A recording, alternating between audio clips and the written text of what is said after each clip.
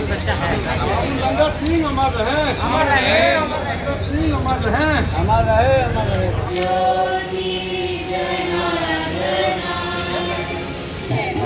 सार्थक है मंच उपकृत श्रीमान जी जो यहाँ पधारे। हम लोग सभी सौभाग्यशाली कि हम लोग यहाँ पढ़े, तो यहाँ की भवनों से तो बाद में परिचय हुआ, यहाँ के दीवारों से मुझको पहले परिचय हुआ, पहले ही मुलाकात हो गई। दुनिया का सबसे युवा देश भारत है। शिक्षा या विकास की कोई भी गतिविधि लोकतांत्रिक राष्ट्र में या जहां भी लोकतंत्र है, वहां जब तक समाज और सरकार दोनों का सहयोग एक साथ नहीं होगा, तब तक हम लक्ष्य को नहीं प्राप्त कर सकते हैं। इसलिए लोकतंत्र में समाज और सरकार दोनों का कदम ताल एक साथ होना चाहिए। समाज के सहयोग से जो संस्थान खड़े हुए हैं, चाहे पटना विश्वविद्यालय हो, एलएस कॉलेज हो या दिल्ली के नामचीन जो कॉलेजेस हैं, ये सब के सब कभी समाज के सहयोग से खड़े हुए थे, लेकिन सिर्फ सरकार के सहयोग से उम्मीद पाल बैठते हैं। इस कारण से हमें निराशा होती है। इसलिए आवश्यकता है कि विकसित भारत बनाने के लिए सरकार के साथ साथ समाज का भी मानस बदले। इस न्यूज के प्रायोजक है अफजल फर्नीचर। मुजफ्फरपुर के प्रतिष्ठित एलएस कॉलेज का 126वां स्थापना दिवस गुरुवार को बड़े ही धूमधाम और हर्षोल्लास के साथ मनाया गया। इस अवसर पर केंद्रीय गृह राज्य मंत्री नित्यानंद राय मुख्य अतिथि के रूप में कार्यक्रम में शामिल हुए।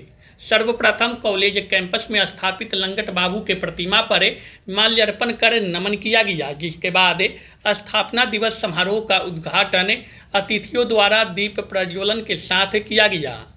प्राचार्य ओपी राय ने सभी अतिथियों का स्वागत अंगवस्त्र, बुके और स्मृति चिन्ह भेंट कर किया।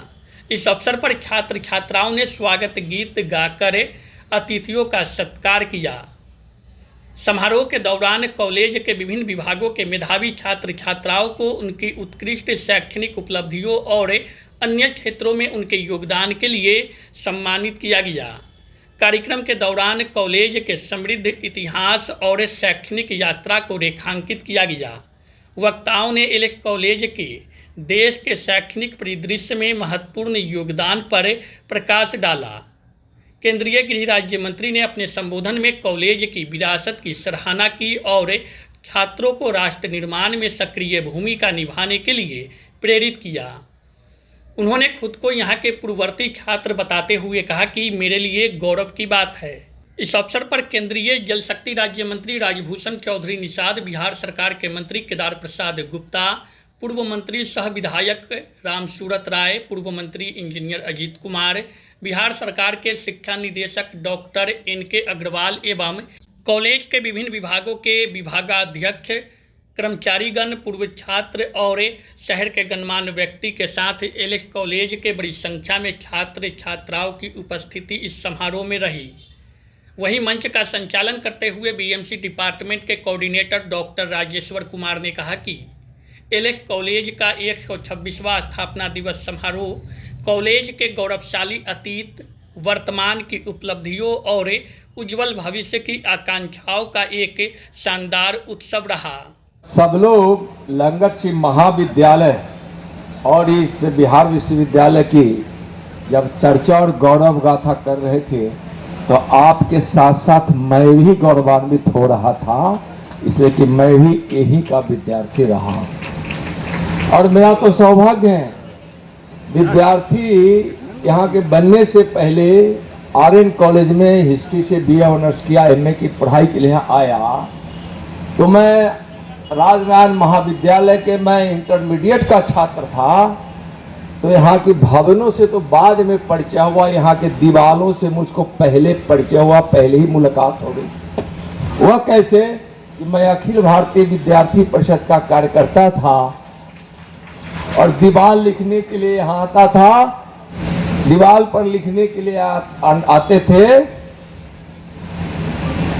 कक्ष हो या गुवाहाटी, अपनी देश अपनी माटी। खुदीराम बोस जी की धरती है। हम इनके जन्म स्थान पर भी गए जब ये राज्य मंत्री बने। और जब मैं युवा मोर्चा का अध्यक्ष था तो मैंने कहा कि नहीं, खुदीराम बोस जी के शहादत दिवस पर हम जाएंगे नमन करेंगे और यहाँ से हम जाकर 7 शहीद तक हम पद यात्रा करेंगे। एक दिन की ही रात हुई थी, पैदल चलना हुआ था और एक रात की आधी रात का ही विश्राम हुआ था और बिहार में राष्ट्रपति शासन किया था। खुदीराम बोस का हम नाम लेते हैं तो एक बार जोर से हम लोग को वंदे मातरम का नारा लगाए बिना उनकी आत्मा को शांति नहीं होगी। बोले वंदे वंदे भारत माता की। इस विश्वविद्यालय पटना विश्वविद्यालय बना, कलकत्ता विश्वविद्यालय में था, उसके बाद बिहार विश्वविद्यालय बना। इस बिहार विश्वविद्यालय में दरभंगा भी था, रांची भी था। इतना इसका गौरव है, जानना चाहिए। और हम लोग सभी सौभाग्यशाली है कि हम लोग यहाँ पढ़े, डॉक्टर, और आप लोग पढ़ रहे हैं।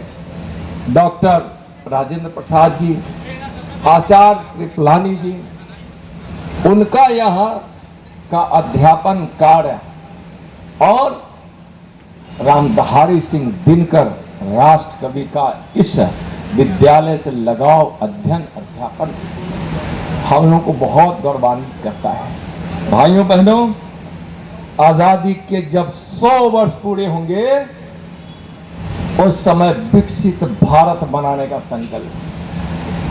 विकसित भारत का मतलब ये नहीं कि हमारे पास सड़कें होंगी, अच्छे बिजली होंगे, पीने का पानी होगा,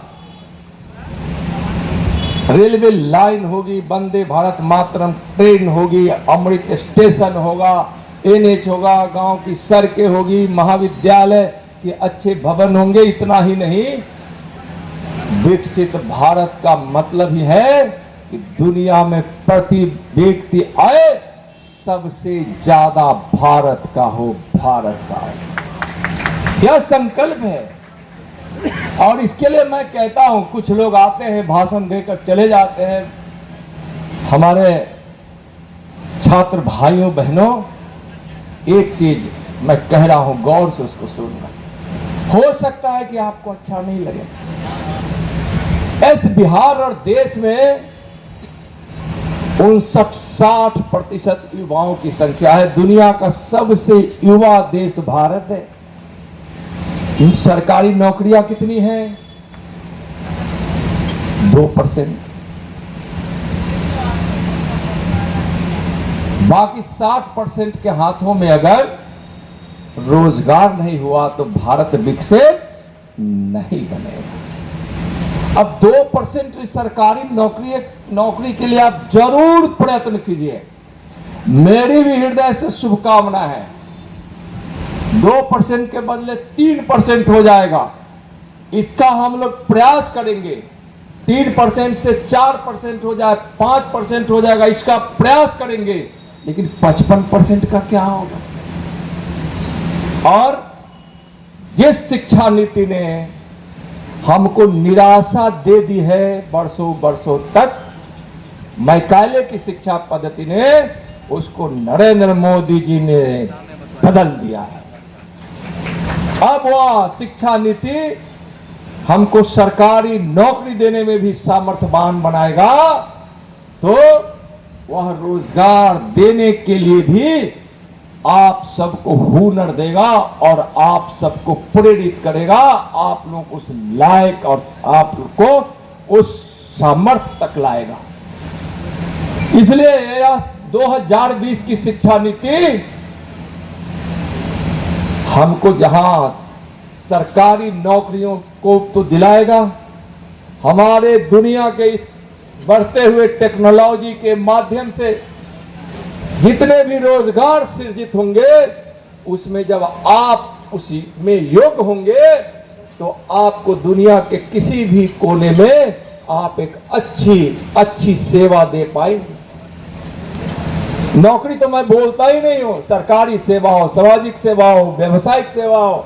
और धोखे से भी मत कहना कि अगर नौकरी मिल जाए तो मत कहना कि मैं नौकरी कर रहा हूं, कहना कि मैं सरकारी सेवा के माध्यम से समाज की सेवा कर रहा हूं। तो नौकरी शब्द अपने मन में लाना भी नहीं, नौकरी पाना है यह कह के कि हम सामाजिक सेवा देना चाहते हैं और देना भी चाहिए।